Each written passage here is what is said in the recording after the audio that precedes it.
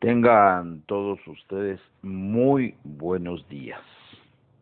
Normalmente no transmito a estas horas de la mañana porque entre semana me preparo para ir a mi trabajo y en fin de semana supuestamente a estas alturas hay que estar descansando, durmiendo, relajándose.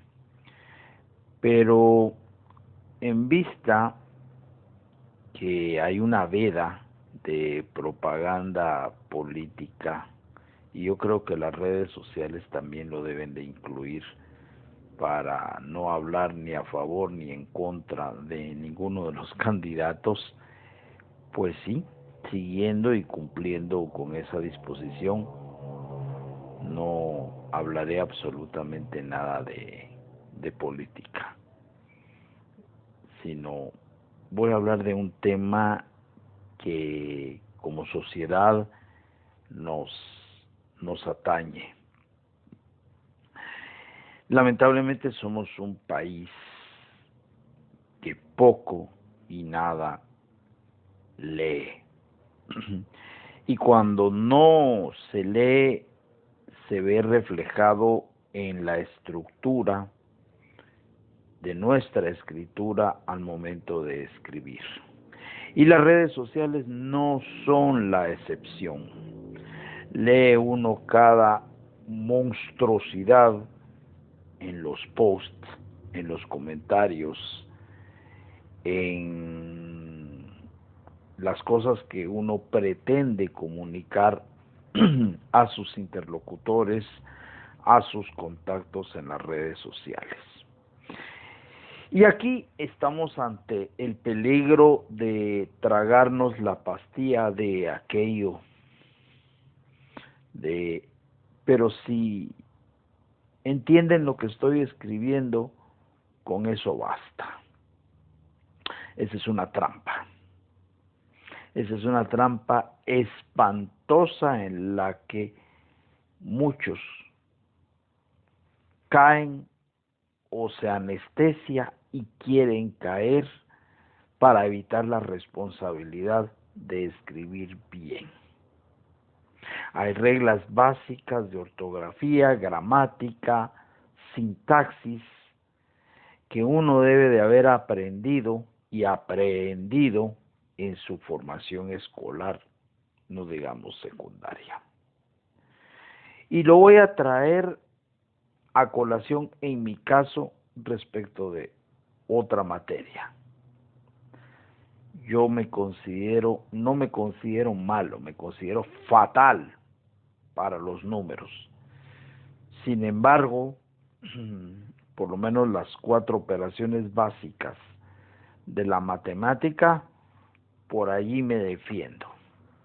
El resto, en lo que muchísimos de mis compañeros de promoción del colegio son maestros, incluso hay algunos que tienen alguna especialización o doctorado en matemática pura, pues es excepcional, pero por lo menos las 4 reglas básicas de la matemática, ahí me hago los quites para salir avante.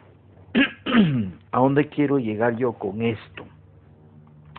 Al hecho que hay que tener un mínimo de respeto por el idioma de Cervantes. Y es horrible cuando uno lee palabras escritas con K en lugar de Q, comerse la U al poner el que, no digamos los acentos, las comas, los puntos y comas, los puntos, escribir todo con mayúscula, que ustedes saben que está generalmente aceptado que si uno escribe completamente con mayúscula es como que si estuviera gritando. Y eso me trae a colación una anécdota que le escuché a una persona que dio una charla. Resulta que le pidieron a una secretaria que mandara un correo electrónico a determinada persona porque iba a haber una reunión muy importante en donde se iba a cerrar un trato, una comercialización entre países.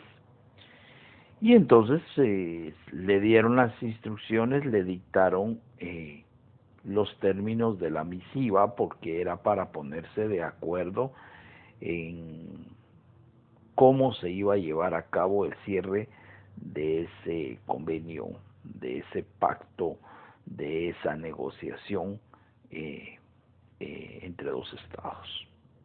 Bueno, la secretaria en principio hizo bien las cosas porque entendió el sentido de cómo iba a ser la comunicación. Y bueno, pasaron los días y no se obtenía respuesta alguna de la otra parte, del otro negociador, del otro estado, hasta que preguntaron qué estaba pasando, que por qué no se concretaba, si ya estaba cerca o ya había acaecido la supuesta fecha de reunión para el cierre comercial. Entonces reciben a cambio un correo electrónico diciendo que estaban profundamente molestos de la falta de respeto en esa comunicación. Y entonces revisaban y revisaban y revisaban que si había alguna palabra, algún término altisonante o inadecuado o impreciso, no sé cómo decírselos, y no encontraban nada, hasta que alguien reparó y se le pusieron los ojos cuadrados y les dijo a las personas que estaban revisando el contenido del correo: ya sé cuál es el problema acá. ¿Cuál?, preguntaron todos. Todo el correo está escrito con letras mayúsculas. ¿Y qué hay con eso? Significa que ustedes le gritaron a la otra parte y por lo tanto es muy posible que ese trato comercial se vaya a caer por una falta de respeto en cuanto a la forma en que fue escrita la misiva, la comunicación. No, pero es que eso es una exageración. No, les dije, no, dijo esta persona. Hay reglas básicas y hay reglas importantísimas para cumplirlas, esenciales, y sobre todo cuando se trata de algo tan delicado como el cierre de un trato comercial. Cierro con este ejemplo, cómo no nos han acostumbrado o no nos hemos acostumbrado o hemos perdido la costumbre de escribir correctamente. Yo, desde mi óptica de escritor, y que por cierto me falta mucho por aprender, les quiero compartir algunas cosas. Primero, la motivación de esta transmisión tan temprano es porque quedé fascinado con un video que puse en mi muro del Facebook sobre una entrevista que le hacen a Julio Cortázar, el gran argentino universal, autor de uno de los libros más fantásticos de la literatura latinoamericana y posiblemente universal, Rayuela, que dicho sea de paso, me está costando leer. Voy a hacer esa confesión. Bueno, y le preguntan a Julio Cortázar cómo se considera él, y él es tan modesto, o era pues porque ya falleció, tan modesto, que dijo que él odiaba las etiquetas y que él no se consideraba ni un clásico, ni un consagrado, ni cosa por el estilo. Sí, alguien que había logrado descollar ya estando en París, porque a él le tocó un momento muy difícil en la Argentina, con la dictadura militar, y donde no era apreciada su obra. Y ya estando en París, se irrigó a Francia, a Europa y al mundo de habla hispana, y bueno, tiene unos libros increíbles. Yo personalmente amo todos los Fuegos el Fuego, que fue una de las lecturas más interesantes que hice en la secundaria, y ahí fue donde vi que Cortázar es lo máximo. Y además en esa entrevista, y hay varias en YouTube, eh, tiene la agudeza de los grandes, tiene la suficiente capacidad, el suficiente entendimiento para hacer que el resto de mortales, y sobre todo los que incursionamos por el mundo de la literatura,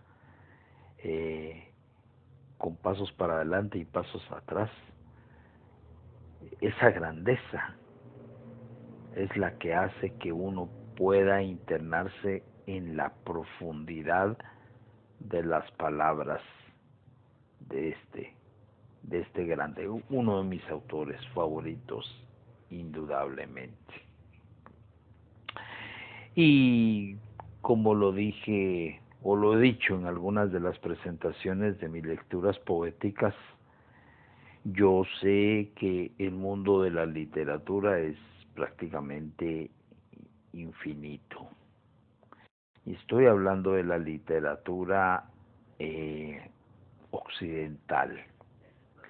Imaginémonos la literatura universal, en donde me faltan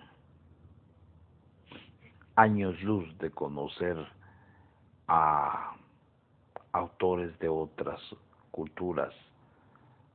A lo sumo he leído algunos ingleses, algunos franceses, algunos nórdicos, porque cuando anuncian el premio Nobel de literatura, generalmente he buscado para bajar en PDF algún texto de la persona que ganó el Nobel, y entonces uno se entera de otras culturas, de otras formas de escribir. Gracias, Mario René, por tus palabras. Sí, estamos tratando de compartir un poco de cultura, y también ponerme confesional en cuanto a cuáles son y han sido mis limitantes desde el mundo de la literatura, donde sigo siendo un aprendiz. Pues bien, les decía, es demasiado grande, es demasiado extenso el universo de los libros, y entonces no me canso de repetir algo que fue una profesión de fe, un acto de fe, el declararme lector en cantidades industriales, que eso sí lo he hecho, de poesía, de poesía de habla hispana, poesía en español, en castellano dirían algunos otros, bueno, en el idioma de Cervantes. He leído poesía desde niño, sí, no sé, ya perdí la cuenta de cuánto he leído. Y de allí, pues, que Dios me dio el talento de escribir, creo no hacerlo mal. Y esto me trae también a la mente las palabras de mi gran maestro, el doctor Jorge Mario García Laguardia, quien una vez, contándole yo todo este tema de mi ímpetu de escribir y todas estas cosas, me dijo: ok, Juan Pablo, usted quiere ser un buen escritor, sea de primero un buen lector. Y definitivamente, si uno no lee, no puede escribir. Y visto está en las redes sociales que hay gente que escribe sin tener la más mínima idea de Pepe y Polita o Rafita o libros básicos para aprender a leer, porque de veras es herética la forma en que se expresan. Y ya un par de mis contactos en redes sociales los eliminé porque era realmente ofensivo leer la forma en que escribían. No estoy diciendo que hayan puesto groserías ni cosa por el estilo, sino escribían de una manera como que si una araña se hubiera salido de un tintero, y no que una pluma fuente o una estilográfica hubieran chupado la tinta y hubieran hecho maravillas al escribir. No, puros monstruos, puros adefesios. Y entonces también les quiero compartir que si hay algo que yo agradezco de mi formación estudiantil, y también lo he dicho en otras partes, además de haber recibido una materia que creo que nadie o muy pocos reciben, salvo los de mi generación, la formación fílmica, y veo que alguien de mi promoción del Liceo Javier, Werner Escobar, se está conectando, y él no me dejará mentir y va a refrendar algunas de las cosas que paso a contarles a continuación. Mi estructura mental fue formada por dos materias que recibí, cuando a la mayoría de mis compañeros de colegio mucha de su estructura mental es de estilo matemático.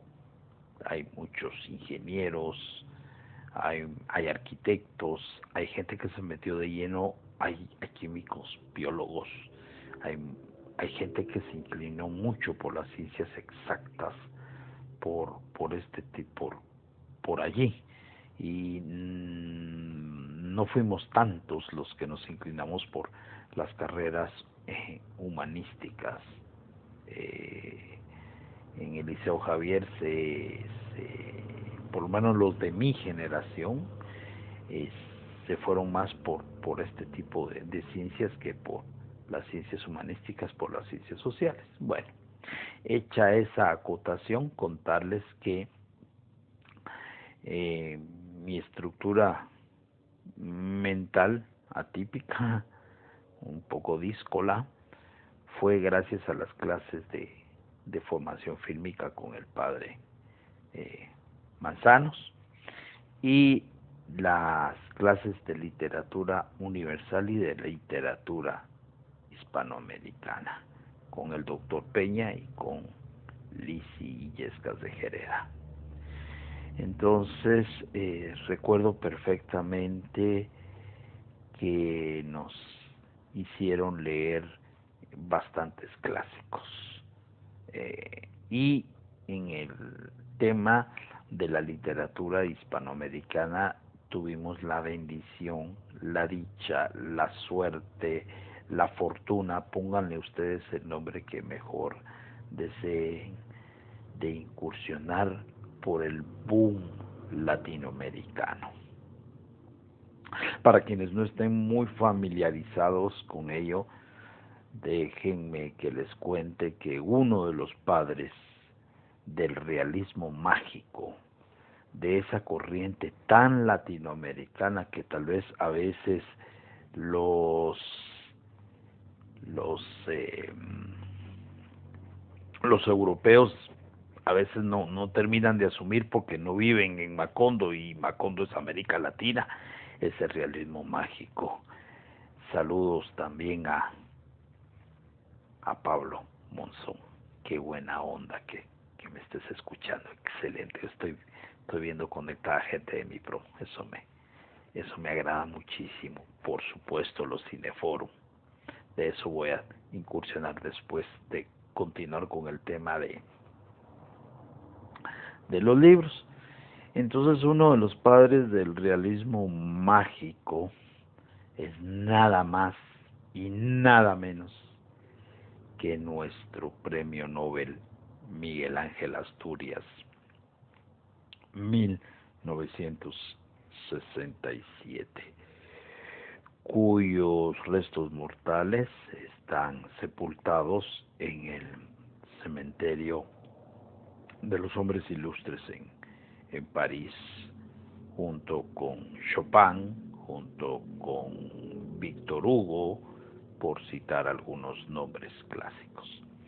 Entonces, siendo Miguel Ángel Asturias el padre del realismo mágico, resultó de lectura obligada el libro guatemalteco por excelencia, El Señor Presidente, que incluso hubo algunos intentos franco-guatemaltecos de llevarlo a la pantalla, hacerlo película. No sé si alguna vez se concretaron. Bueno, otro clásico también es el Weekend en Guatemala. Y entonces este, que se constituye en uno de los padres del realismo mágico, Miguel Ángel Asturias, nos hace discurrir por esas lecturas que después esta corriente se desarrolló también en Colombia con el inmortal García Márquez, Gabriel García Márquez, con 100 años de soledad, posiblemente el libro de habla hispana más leído después del Quijote de la Mancha. Y así seguimos con otros grandes como Mario Vargas Llosa y el clásico La ciudad y los perros, que trata sobre las aventuras y las vivencias de un muchacho en una academia, en un politécnico de formación militar en la ciudad de Lima, y con algunos episodios un poco sórdidos que en mi época estudiantil de la secundaria sirvieron para la sorna, la burla, el chascarrillo y el chiste en doble sentido. No voy a profundizar más, y los de mi promo que me estén escuchando, que hagan memoria y que esbocen una sonrisa. Solo les voy a mencionar a la malpapeada, la gallina de la historia, y lo dejo allí. Y quienes hayan leído La ciudad de los perros, a lo mejor esbozan una sonrisa o sueltan tremenda carcajada. Bueno, y así nos vamos por más hacia el sur, con, con Borges, con Jorge Luis Borges, que siempre evoco una canción del célebre cantautor cubano Amaury Pérez, que en una de sus letras decía: me puse a reeditar palabras nuevas, de esas que solo Borges se sabía. Y sí, leer a Borges es hacerlo con diccionario en mano, como bien me lo diría algún ex compañero de trabajo que me resultó ser una persona muy culta y un asiduo lector.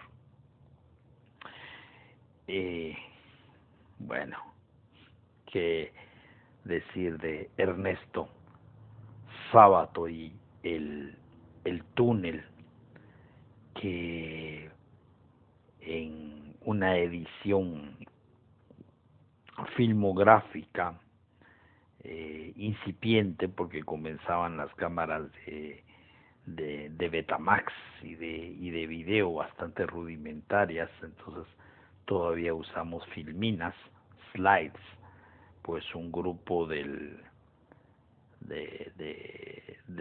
mi promoción hizo la presentación fantástica del túnel, y su personaje Juan Pablo, mi tocayo, un libro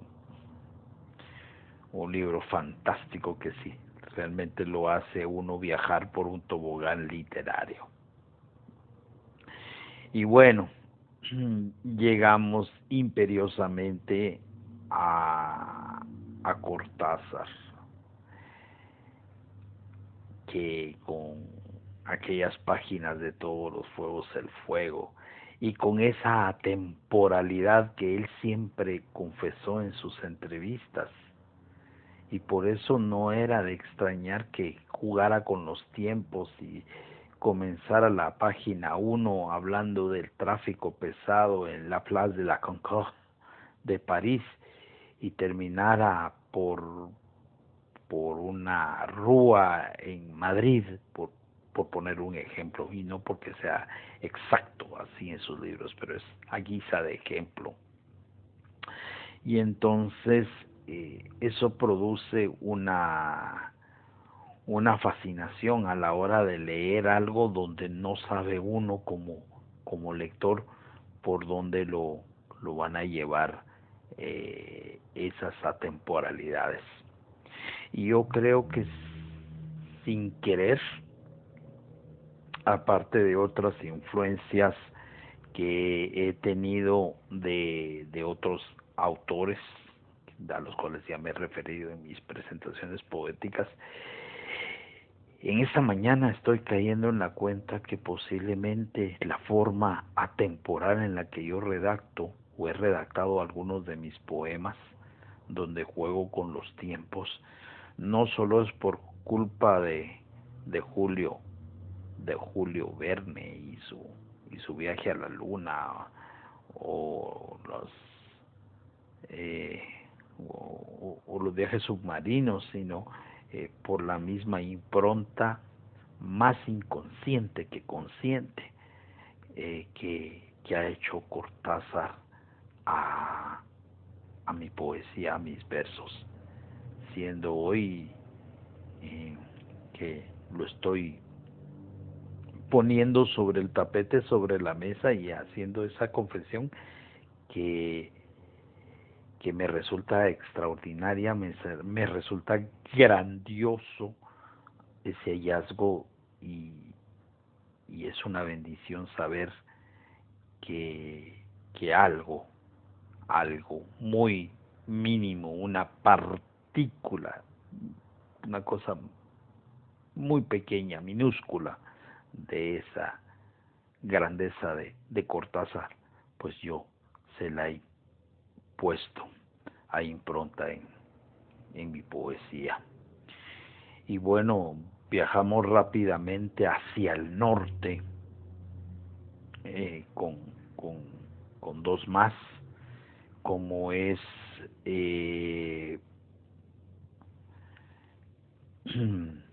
Octavio Paz, que también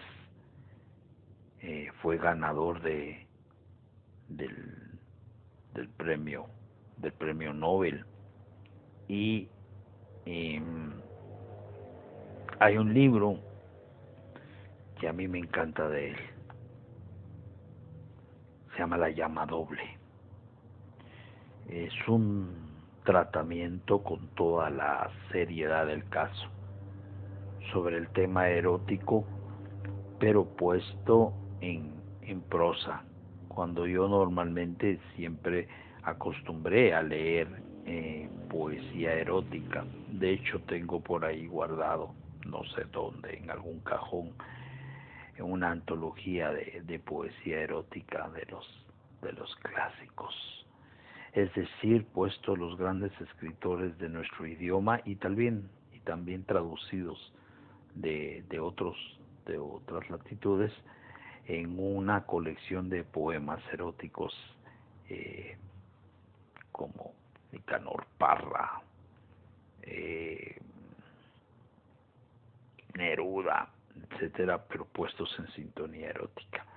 Entonces me llamó mucho la atención este libro de Octavio Paz, La llama doble, porque hace un tratamiento aterciopelado, exquisito, sutil del tema erótico. Es un libro realmente fascinante. Y llego a alguien a quien creo que la vida no le hizo la suficiente justicia. Nada más y nada menos que Carlos Fuentes. Uf, es un poco más joven que el resto de autores del realismo mágico, pero considero que sigue estando en esa misma corriente más tardía, por decirlo así. Y Carlos Fuentes y sus buenas conciencias. Las buenas conciencias, un libro que, si mal no me acuerdo, se desarrolla en la localidad de Guanajuato, México. Entonces, bueno, voy a regresar a Carlos Fuentes, pero si no se me olvida decir que Pedro Páramo, de Juan Rulfo, también es otra obra excelsa. Es una obra que literalmente se lee en blanco y negro, porque evoco la película que sobre ese libro se hizo en un cine bastante experimental mexicano de finales de los 50, principios de los 60. Regreso a Carlos Fuentes. Y Carlos Fuentes, ya siendo más contemporáneo, incluso una o 2 semanas antes de fallecer, Carmen Aristegui, de la cadena CNN en español, tuvo la feliz oportunidad de entrevistarlo. Y si hay algo que a mí personalmente me encanta, dicho en presente, porque sigue siendo un ser etéreo a pesar de haber pasado a otra dimensión, sigue estando presente a pesar de ya no estar físicamente entre nosotros, pero con la magia de poder ver esa entrevista en las redes sociales. La lucidez de Carlos Fuentes siempre me pareció impresionante, un tipo tan digerible en su trato, en su charla, en su forma de hablar. Y cuando él había fallecido, salieron a la luz algunas de sus obras póstumas, bueno, no sé si un par, pero unos cuantos libros póstumos, y tuve la oportunidad de adquirir uno que es una narrativa sobre varias de las entrevistas que él tuvo la oportunidad de hacer.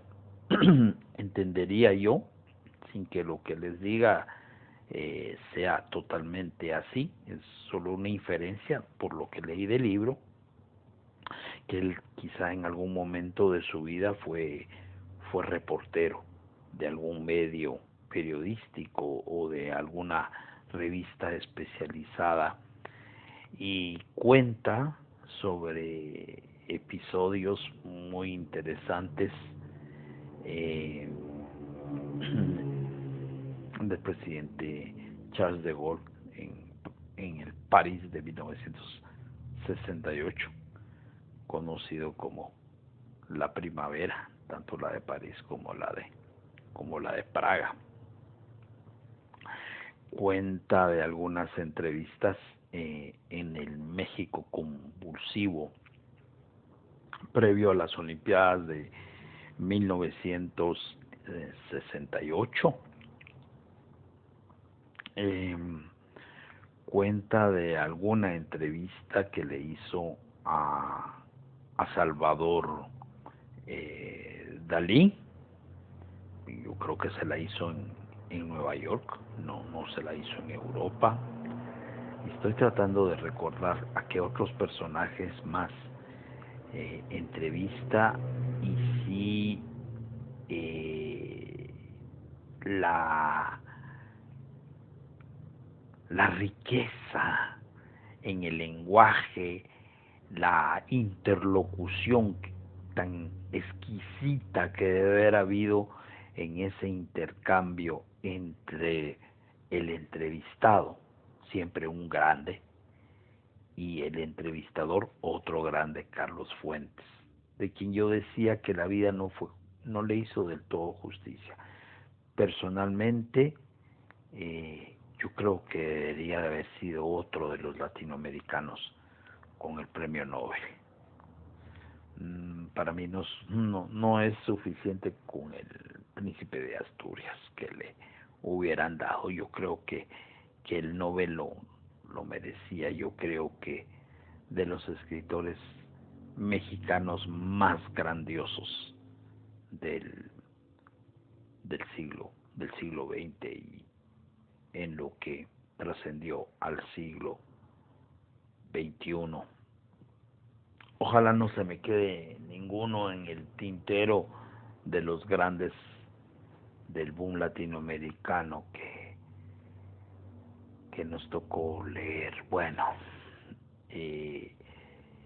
desde lo poético, no digamos, Mario Benedetti.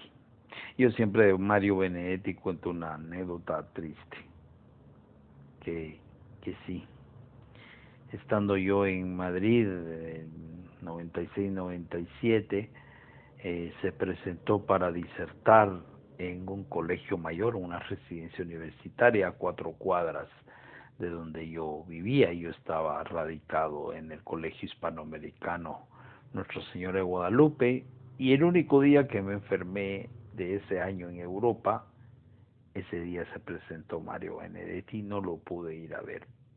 La fiebre me botaba a la cama. Es uno de los dolores más intensos que he vivido por no poder estar en donde quería y deseaba estar para escuchar al gran maestro, y una de sus novelas dulces, no tan realismo mágico, ya es otra corriente, es La Tregua, ¿verdad? Que no sé si sea autobiográfica o no. Es la historia de un hombre mayor que se enamora de una chica bastante menor, el hombre viudo, y finalmente la chica muere. Los hijos solo pensaban que era un desliz de un viejito cebolla, cabeza blanca y rabo verde, pero no, era un amor genuino, y le hace feliz los últimos días a la chica antes de morir. Así es que eso es lo que yo puedo hacer referencia. Y para ir finalizando y no dejar en el tintero aquí la observación que Werner me hizo, sí considero como parte que en muchos de nosotros completó o complementó y acendraó nuestra excelente formación que nos dio el Colegio Liceo Javier, los Cineforum, donde nos daban un listado de películas para ir a ver, de las cuales al final teníamos que hacer un reporte a manera de examen final. Yo escogí Tess de Roman Polanski, una película desarrollada en la campiña polaca del siglo XIX, finales del siglo XIX, principios del siglo XX. Una película bastante controversial. Algunos dicen que medio autobiográfica de Polanski, porque Polanski se tuvo que ir de los Estados Unidos a Europa y con la prohibición de regresar a ese país, porque si no lo aprendían por una presunta violación. Entrevistaron a la muchacha, a la mujer que eventualmente él violó, y ella dijo que a él lo había perdonado, pero la justicia norteamericana con felony, ese tipo de crímenes no los perdona, son imprescriptibles.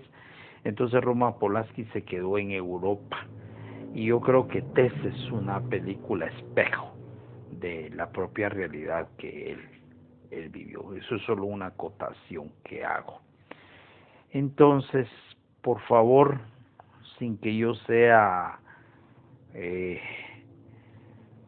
una biblioteca andante, no lo soy, me falta muchísimo por leer y no me va a alcanzar la vida entera o los pocos, muchos o regulares años que me queden de existencia para leer todo lo que debo de leer. He perdido mucho el tiempo por algunos años en mi vida, por algunas circunstancias que no viene al caso mencionar, y es tiempo de dejar un poco las redes y retomar los libros. Quienes se hayan unido tarde a esta transmisión, se va a quedar en mi muro para que la escuchen desde el inicio, y también haré el trabajo de edición para subirla desde la plataforma iVoox. Tengan ustedes un feliz fin de semana.